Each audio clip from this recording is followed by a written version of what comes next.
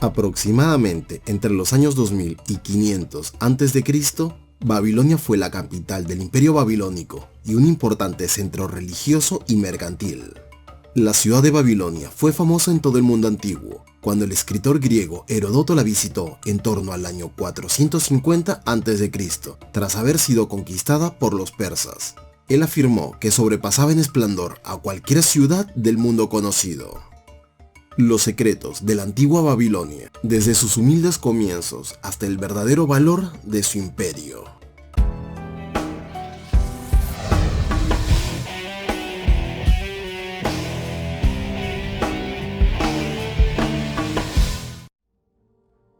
Amorreos y Babilonia. Si bien siempre es importante tener en cuenta el imperio en sí, también es importante tener en cuenta cómo se originó el imperio en primer lugar, y para el antiguo imperio babilónico sus raíces comienzan en otro imperio: Mesopotamia. Mesopotamia es considerada como uno de los puntos de origen del mundo, por lo que no debería ser una sorpresa que gran parte del futuro del mundo venga de esta zona. Desde el año 2900 al 2000 a.C., la nación tenía dos facciones diferentes y luego simplemente se unificó. Más tarde se convertirían en una especie de imperio sumerio y duraron aproximadamente un siglo. Luego, alrededor del año 2000 a.C., surgió el grupo conocido como los amorreos, y con esto se produjo una migración hacia las partes del sur de Mesopotamia. Adoptaron varias culturas dentro de su propia cultura, y en realidad lograron que más ciudades-estado se unieran a ellas por diversos medios. Los amorreos se volvieron tan poderosos que eventualmente derribaron el imperio neosumerio. Después de la victoria liberaron una parte de la tierra propiedad de los sumerios, y en esta tierra se encontraba Babilonia. A través de esto se estableció la primera dinastía babilónica, incluso si no se llamó así exactamente en el momento de su nacimiento. Hammurabi le dio fama a la dinastía. Una vez instalada la dinastía de Babilonia, tuvieron varios gobernantes durante algún tiempo. Pero lo que hicieron estos gobernantes amorreos aún es un poco de misterio. La historia no dice mucho sobre ellos, créanlo o no. De los primeros 5 líderes, solo a algunos de ellos se les acreditan varios hechos importantes, como obtener la victoria en la batalla y cosas por el estilo. Sin embargo, hubo uno en hacer de Babilonia un poco más fuerte con respecto a sus defensas, pero eso es todo. Recién fue el 6º gobernante de la nación, que ayudaría a impulsar las cosas de manera importante, y su nombre era Hammurabi. Hammurabi fue quien llevó a Babilonia de una ciudad simple a una gran megaciudad. Luego utilizó sus recursos para expandir el imperio en todas las direcciones. Cuando terminó, el imperio había crecido enormemente, y gran parte de Mesopotamia y las regiones cercanas estaban bajo su control. Pero más que eso, Hammurabi era un buen líder. Creía en las leyes y en las cosas que beneficiarían a todos, al mismo tiempo que ayudaban al gobierno, tales como los impuestos y ser una burocracia.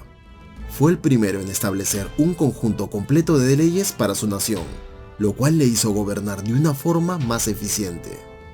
La mayoría de los imperios como este, en la antigüedad, no tenían los mejores líderes, pero el antiguo imperio babilónico fue definitivamente una excepción. Los jardines colgantes de Babilonia. No hay duda que has oído hablar de los jardines colgantes de Babilonia en un momento u otro de tu vida. Después de todo, ha sido llamado una de las 7 maravillas del mundo antiguo, y se decía que era un lugar de increíble belleza. Pero a pesar de eso, nunca se ha encontrado. Entonces, ¿cómo es que es un pedazo tan famoso de la historia?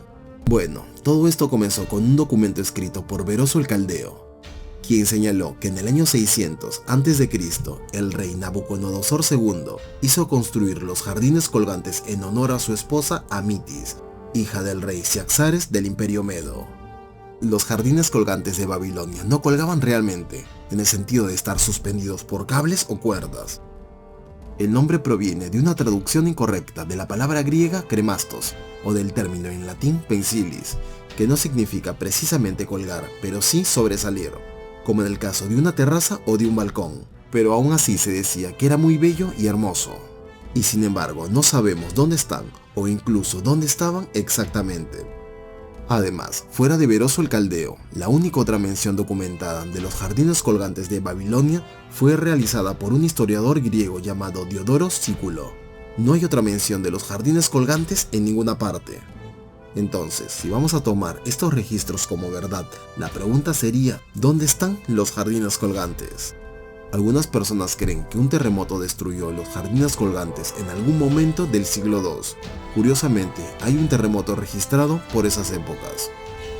Otra posibilidad es que las arenas del área finalmente consumieron los jardines, que también se ha documentado que ha ocurrido muchas veces dentro de la historia. Muchas personas han tratado de encontrar los jardines colgantes de Babilonia, aunque solo sea para dar testimonio de su importancia histórica. Puerta de Ishtar. En el lado opuesto, una maravilla arqueológica del mundo que efectivamente se ha descubierto que pertenece al Imperio Babilónico es la Puerta de Ishtar. Esta puerta en particular fue la entrada a la ciudad de Babilonia. A diferencia de la ciudad en sí, la Puerta de Ishtar estaba construida para impresionar. Estaba adornada con varios detalles, incluyendo ladrillos de color azul brillantes y cuadros pintados por doquier, tales como dragones, toros y leones. Cuando estuvo completamente terminada, debió haber sido una completa maravilla. Ahora, una vez que atravesabas la puerta y entrabas a la ciudad, ibas por un pasillo procesional, un camino de media milla de corredor dedicado a su propia religión. Este fue un hito importante para Babilonia y debía ser tratado con respeto. Aunque la puerta durante muchos siglos se perdió, más tarde fue recuperada por arqueólogos alemanes, quienes la reconstruyeron en un museo en Gran Bretaña, utilizando ladrillos originales. Si deseas visitar esta impresionante puerta babilónica, puedes ir al Museo de Pérgamo. El primer imperio terminó en el año 1595 a.C. No tan irónicamente, muchas naciones legendarias han caído después de líderes específicos en sus historias pasadas. El primer imperio fue así, ya que después de que muriera Hammurabi, la nación no pudo mantenerse unida otra vez. Hammurabi no solo era su líder, era su símbolo de excelencia y ley. Finalmente empezaron a perder toda la tierra que Hammurabi había ganado para ellos durante su reinado. Las fronteras de este imperio se fueron reduciendo lentamente, hasta que se volvieron un simple cuadrado. La única excepción fue Babilonia, que era un elemento importante en el área, ya que era una referencia para ir a cualquier lugar. Pero el golpe final al primer imperio llegó a manos de los hititas en el año 1595 a.C. Los hititas eran un grupo de una ciudad cercana y amasaron un ejército que pondría el clavo en el ataúd del primer imperio en Babilonia. Incluso fueron tan lejos como para llegar, saquear y obtener todos los tesoros de Babilonia. La ciudad fue saqueada, arrasada y quedó propensa a la invasión. No fue su final, pero sí el final de lo que originalmente ellos tenían. Las mujeres en Babilonia. Si hay una cosa que el mundo antiguo definitivamente se equivocó, fue cómo trataban a las mujeres en su cultura. La mayoría de las culturas veían a las mujeres como segundas en casi todo, por lo que no tenían derechos, privilegios o permitido hacer muchas cosas de lo que los hombres podían hacer. Tristemente, esto continuó durante muchos milenios. Una de las pocas excepciones, sin embargo, fue el antiguo imperio babilónico. No solo respetaban a las mujeres, sino que también les otorgaban todo tipo de derechos y privilegios. Eso definitivamente marcaría a otras naciones. Mujeres podían ser sacerdotes, lo cual era un gran honor. También podían tener ciertos negocios bajo su propio nombre, como es la de vender vino. En términos de familia y matrimonio, una mujer podría hacer que su esposo la apoyara a lo largo de su vida, y si él falleciera, ella heredaría las tierras de su marido, algo que muchas culturas se negaran a hacer a pesar del vínculo matrimonial. Esto casi nos hace preguntar, ¿cómo habrían sido otras culturas si hubiesen hecho algo similar? Los muros de Babilonia. Hay una razón por la que Babilonia se mantuvo durante tanto tiempo, y eso fue porque una vez que se convirtió en una gran ciudad, sus gobernantes se aseguraron de que fuera fortificada. Hammurabi, por ejemplo, colocó muros gigantes alrededor de la ciudad para ayudar a protegerla de los invasores. Luego, durante el tiempo del rey Nabucodonosor II, los muros se fortificaron aún más. Se hizo creando 3 anillos de muros alrededor de la ciudad, cada uno de los cuales tenía 40 pies de altura, algo que ningún ejército en ese momento podría darse el lujo de penetrar sin dar su mayor esfuerzo. Se dice que las paredes eran tan anchas que podían sostener carreras de carros encima de ellas, y aparentemente eso es lo que hicieron. Joyería. Si estás usando un collar, un anillo o cualquier otro tipo de joya preciosa, tienes que agradecer al pueblo de Babilonia por eso. Fueron ellos los que tuvieron en cierto modo la idea, no solo de joyería, sino de usar piedras preciosas y raras para hacerlas más valiosas. Los fabricantes también usarían metales preciosos para hacerlos más fuertes, al igual que los fabricantes de joyas hoy en día, y para ese fin eran de muy alta calidad en sus productos, lo que hizo que Babilonia sea reconocida por eso. Hace aproximadamente 5000 años, la fabricación de joyas se había convertido en un arte importante en las ciudades de Mesopotamia. La evidencia arqueológica más significativa proviene del cementerio real de Ur, donde se desenterraron cientos de entierros que datan del 2900 al 2300 a.C. Las joyas en Mesopotamia solían fabricarse a partir de hojas de metal delgadas y se colocaban con un gran número de piedras de colores brillantes, principalmente ágata, lápiz, cornalina y jaspe. Las formas favoritas incluían hojas, espirales, conos y racimos de uvas. Los joyeros crearon obras tanto para uso humano como para adornar estatuas e ídolos. ¿Cuál era el verdadero nombre de Babilonia? Es raro y confuso, pero en realidad nadie lo sabe, ya que el origen del nombre de Babilonia y por ende el nombre Babilonia es un misterio entre los eruditos. Ahora lo llamamos Babilonia, debido a su nombre que era Babili, o por lo menos eso es lo que nos dice la historia. Pero ¿cómo es que llegaron esos nombres?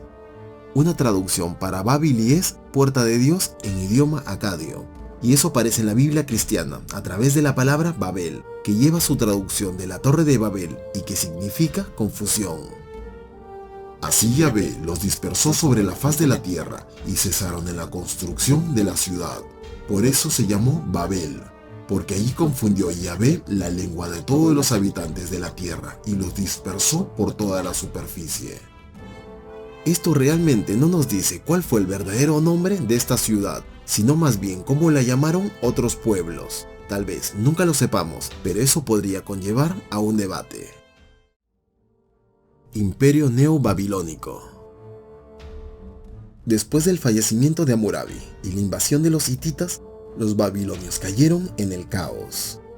Luego, en el año 626 a.C., el Imperio Neobabilónico se levantó, y con ello llegó un momento de gran expansión y aprendizaje, ya que las personas se unieron para hacer una mejor ciudad y de muchas formas lo lograron. El Imperio Neobabilónico es considerado por algunos como el punto más grande en la historia babilónica, incluso más que el reinado de Hammurabi. Se enfocaron en ser mejores económicamente, agrícolamente, artes, ciencia y más. Eventualmente, no todo dura para siempre, y al final fue conquistada por Persia y luego asumida por Alejandro Magno en el 331 a.C. Si este video con la información fue de tu agrado, regálame un pulgar arriba. No olvides compartirlo con amigos y familiares. Si es la primera vez que ves uno de mis videos, te invito a que te suscribas. Te mando un fuerte abrazo. Saludos.